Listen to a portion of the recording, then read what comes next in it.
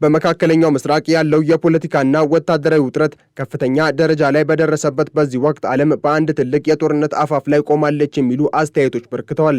ይህ አዲስ የውጥረት ምዕራፍ የተቀሰቀሰው በኢራን ውስጥ ላለፉት 2 ሳምንታት እየተካሄደ ያለውን ህዝባዊ ተቃውሞ ተከትሎ ነው። የኢራን መንግስት ለአሜሪካው ፕሬዝዳንት ዶናልድ ትራምፕ የሰጠው ማስጠንቀቂያ ጉዳዩን ወደ ለየለት ወታደራዊ ግጭት ሊቀይረው እንደሚችል በርካቶች ስጋታቸውን ገልጸዋል።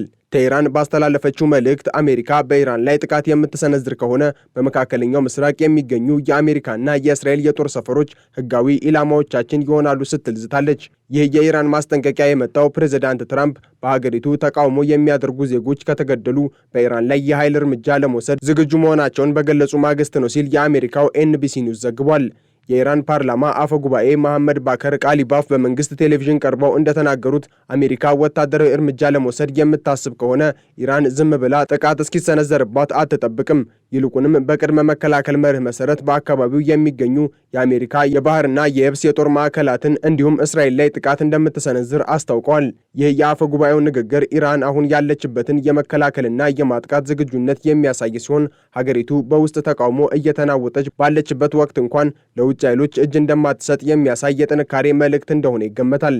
ቃሊባፍ አክለውም ኢራን ለራሷ ደህንነት ስትል የምትወስደው እርምጃ በምንም አይነት ሁኔታ እንደማይገደብና አሜሪካ የምትወስደው ማንኛውም ወታደራዊ እርምጃ ከባድ ዋጋ እንደሚያስከፍላት ማስጠንቀቃቸውን ሲኤንኤን ዘግቧል። ይህ በእንዲህ እንዳለ ፕሬዝዳንት ዶናልድ ትራምፕ ያላቸውን አቋም በግልጽ በማሳየት ላይ ይገኛሉ። ትራምፕ በትላንትናው ዕለት በሰጡት መግለጫ የኢራን መሪዎች መተኮስ ባይጀምሩ ይሻላቸዋል፣ ምክንያቱም እናንተ መተኮስ ከጀመራችሁ እኛም መተኮስ እንጀምራለን በማለት ቀጥተኛ የማስጠንቀቂያ መልእክት ሰጥተዋል። ፕሬዝዳንቱ በኢራን እየታየ ያለው ተቃውሞ ህዝቡ ነጻነትን እየናፈቀ መሆኑን እንደሚያሳይ ገልጸው አሜሪካም ይህንን የነጻነት ጉዞ ለመርዳት ዝግጁ መሆኗን በተደጋጋሚ ተናግረዋል። ይሁን እንጂ በትራምፕ አስተዳደር ውስጥ ያለው አዝማሚያ ሁለት መልክ ያለው ይመስላል። በአንድ በኩል ትራምፕ ኢራን ለመደራደር ፍላጎት እንዳላት እንደገለጸችላቸው ተናግረዋል። ፕሬዝዳንቱ የኢራን መሪዎች በአሜሪካ ጫና መመታታቸው ሰልችቷቸዋል፣ ስለዚህም መደራደር ይፈልጋሉ ብለዋል። በሌላ በኩል ግን ፕሬዝዳንቱ አሁንም ወታደራዊ አማራጮችን እያጤኑ መሆናቸውንና በኢራን ውስጥ የሚፈጸመውን ግድያ አሜሪካ በዝምታ እንደማትመለከት አሳስበዋል። የአሜሪካ የውጭ ጉዳይ መስሪያ ቤት ለኢራን መንግስት በሰጠው ምላሽ ከፕሬዝዳንት ትራምፕ ጋር አትጫወቱ፣ አንድ ነገር አደርጋለሁ ካሉ ያደርጉታል በማለት የትራምፕን ዛቻ ይበልጥ አጠንክሮታል። ይሁን እንጂ በአሜሪካ የመከላከያ ተቋም ውስጥ ያለው ስሜት በተወሰነ መልኩ የጥንቃቄ መልክ ይዟል። የእንግሊዙ ቴሌግራፍ እንደዘገበው ከፍተኛ የአሜሪካ የጦር አዛዦች ትራምፕ ጥቃት ከመሰንዘራቸው በፊት ተጨማሪ ጊዜ እንዲሰጧቸው እየጠየቁ ነው።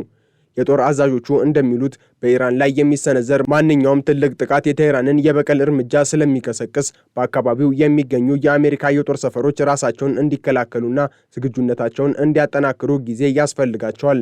ትራምፕ በቴህራን ውስጥ የሚገኙ ቁልፍ የጸጥታ መሪዎችንና የኢኮኖሚ ተቋማትን የመምታት ፍላጎት ቢኖራቸውም ወታደራዊ ባለሙያዎች ግን እንዲህ አይነት እርምጃ በኢራን ሕዝብ ውስጥ የአርበኝነት ስሜት በመቀስቀስ ተቃውሞውን ሊያዳክም ይችላል የሚል ስጋት አላቸው። በኢራን ውስጥ ያለው ተቃውሞ አሁን ላይ ወደ አዲስና አደገኛ ምዕራፍ ተሸጋግሯል። ይህ ተቃውሞ መጀመሪያ የተቀሰቀሰው በኢኮኖሚ ቀውስ፣ በገንዘብ ግሽበትና በኑሮ ውድነት ምክንያት ቢሆንም አሁን ግን የ47 ዓመቱን የሃይማኖታዊ አገዛዝ ወደ መቃወም አድጓል። እንደ የሰብአዊ መብት ተሟጋች ድርጅቶች ዘገባ ከሆነ እስካሁን ባለው ግጭት ከ540 በላይ ሰዎች ተገድለዋል። ከእነዚህም መካከል 8 ሕፃናት ይገኙበታል ተብሏል። የኢራን መንግስት የኢንተርኔት አገልግሎትን በማቋረጥ በሀገሪቱ ውስጥ እየደረሰ ያለውን የሰብአዊ መብት ጥሰት ከዓለም ዓይን ለመሸሸግ እየሞከረ ቢሆንም ከተለያዩ ከተሞች የሚወጡ ምስሎች ግን ህዝቡ በጎዳናዎች ላይ በከፍተኛ ቁጣ ድምፁን እያሰማ መሆኑን ያሳያሉ። በቴህራን ፓናክ አደባባይ፣ ካጅ አደባባይና ሄራቪ አደባባይ ላይ በሺዎች የሚቆጠሩ ሰዎች ተሰብስበው መንግስትን የሚቃወሙ መፈክሮችን ሲያሰሙ መታየታቸውን የዩሮኒውስ ዘገባ ያሳያል። ለዚህ ህዝባዊ ተቃውሞ መንግስት የሰጠው ምላሽ ግን እጅግ አሰቃቂና ደም አፋሳሽ ነው። በተለይም ባሲጅ ተብሎ የሚጠራውና የኢራን አብዮታዊ ዘብ ክንፍ የሆነው ታጣቂ ቡድን በተቃዋሚዎች ላይ ከፍተኛ ጥቃት እያደረሰ ይገኛል። ባሲጅ የሚለው ቃል በፋርስ ቋንቋ ንቅናቄ የሚል ትርጉም ያለው ሲሆን በ1979 የኢራን አብዮት ማግስት በአያቶላ ካሚኔ የተመሰረተ በከፊል ወታደራዊ የሆነ የበጎ ፈቃደኞች ስብስብ ነው። ቡድኑ የተመሰረተው የአገዛዙን ርዕዮተ ዓለም ለመጠበቅና የሃይማኖት ህጎችን በህዝቡ ላይ ለማስከበር ነው። ባሲጅ አባላቱን የሚመለምለው በአብዛኛዎቹ ከገጠሪቱ የሀገሪቱ ክፍሎችና በሃይማኖታዊ አስተሳሰብ እጅግ በከፍተኛ ድህነት ውስጥ ከሚገኙ ማህበረሰቦች እንደሆነ የሲኤንኤን ዘገባ ያሳያል። ይህ ቡድን በታሪክ ውስጥ በኢራንና ኢራቅ ጦርነት ውስጥ የሰው ማዕበል የተባለውን የጥቃት ስልት በመጠቀም በሰው እግር ፈንጂዎችን በማጽዳትና ለዋናው ጦር መንገድ በመጥረግ ይታወቃል። ዛሬ ሰኞ ደግሞ ይህ ቡድን በኢራን ጎዳናዎች ላይ በሲቪል ልብስና በወታደራዊ ዩኒፎርም በመሰማራት ሰላማዊ ተቃውሞ የሚያደርጉ ዜጎችን በዱላ በጋዝና በቀጥታ ጥይት እየደበደበ ይገኛል። የባሲጅ ሚና በተቃውሞ ወቅት ብቻ እየተገደበ አይደለም። ይልቁንም በኢንተርኔትና በማህበራዊ ሚዲያ ላይ የሚንቀሳቀሱ የመንግስት ተቃዋሚዎችን በማደንና በማሰር ረገድም ቀዳሚውን ስፍራ ይይዛል። የባሲጅ የዜና ወኪል በቅርቡ እንደገለጸው መንግስትን የሚቃወሙ ጦማሪያንንና የማህበራዊ ሚዲያ አንቀሳቃሾችን የመለየትና በቁጥጥር ስር የመዋል እርምጃም ተጠናክሮ ቀጥሏል። የኢራን አቃቢ ሕግም ተቃዋሚዎችን የፈጣሪ ጠላት በማለት የፈረጃቸው ሲሆን ይህም በኢራን ሕግ መሰረት በሞት ሊያስቀጣ የሚችል ወንጀል ነው። የጸጥታ ኃይሎች በቴክኖሎጂ የታገዘ አደን በመጀመር በተቃውሞ ላይ የተሳተፉ ሰዎችን በሞባይል ስልካቸው መገኛ በመከታተል የዛቻ የጽሑፍ መልእክቶችን እየላኩ መሆኑ ተዘግቧል። ይህ የባሲጅ እና የሌሎች የጸጥታ ኃይሎች የኃይል እርምጃ በአሜሪካ ፖለቲከኞች ዘንድ የተለያዩ ምላሾችን እያስከተለ ነው። ለምሳሌ ሪፐብሊካኑ ሴናተር ሊንሳይ ግራሃም ፕሬዝዳንት ትራምፕ በኢራን ላይ ጠንካራ እርምጃ መውሰድ እንዳለባቸው ያምናሉ። ግራሃም ፕሬዝዳንቱ የኢራንን ሕዝብ የሚገድሉ መሪዎችን መግደል አለባቸው በማለት አቋማቸውን ገልጸዋል። በሌላ በኩል ግን ወታደራዊ እርምጃው የኢራንን ሕዝብ ከመንግስታቸው ጋር መልሶ ሊያስተሳስርና አሜሪካን እንደ ብቸኛ ጠላት እንዲመለከቱ ሊያደርግ ይችላል የሚል ስጋት ያላቸው ሴናተሮች መኖራቸው ተገልጿል። የ1953ቱን በአሜሪካ የተደገፈ የመንግስት ግልበጣ በማስታወስም የውጭ ጣልቃ ገብነት ታሪክ ብዙ ጊዜ ያልተጠበቁና አደገኛ ውጤቶችን እንደሚያስከትል አስጠንቅቀዋል።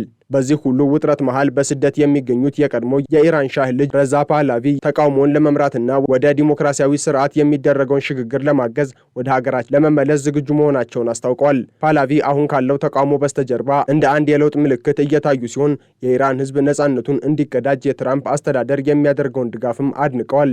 ፕሬዝዳንት ትራምፕም የፓህላቪን ንቅናቄ በመደገፍና የኢራን ሕዝብ ነጻነቱን እንዲቀዳጅ አሜሪካ ከጎኑ እንደምትቆም ደጋግመው ገልጸዋል።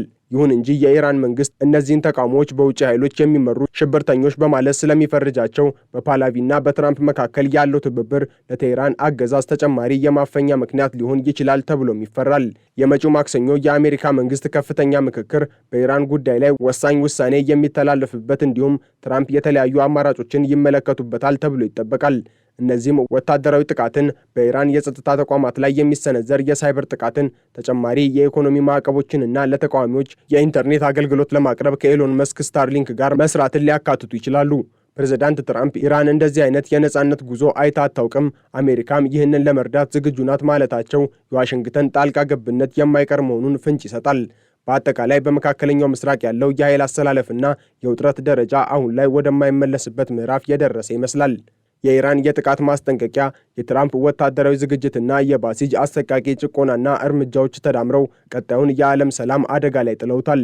የኢራን ሕዝብ በጎዳናዎች ላይ የሚከፍለው መስዋዕትነት ወደ ተሻለ ዲሞክራሲያዊ ስርዓት ያመራ ይሆን ወይስ ሀገሪቱን ወደ ለየለት የእርስ በርስ ጦርነትና የውጭ ወታደራዊ ወረራ ይገፋታል የሚለው ጉዳይ በመጪዎቹ ቀናት የሚወሰዱ የፖለቲካና የወታደራዊ ውሳኔዎች ላይ የተመሰረተ ይሆናል። ዓለም በጭንቀት የምትጠብቀው ይህ ውጥረት ወይ አዲስ ነጻነት ወይም ደግሞ ታይቶ የማይታወቅ ጥፋትን ይዞ ሊመጣ እንደሚችል ሮይተርስ አስነብቧል።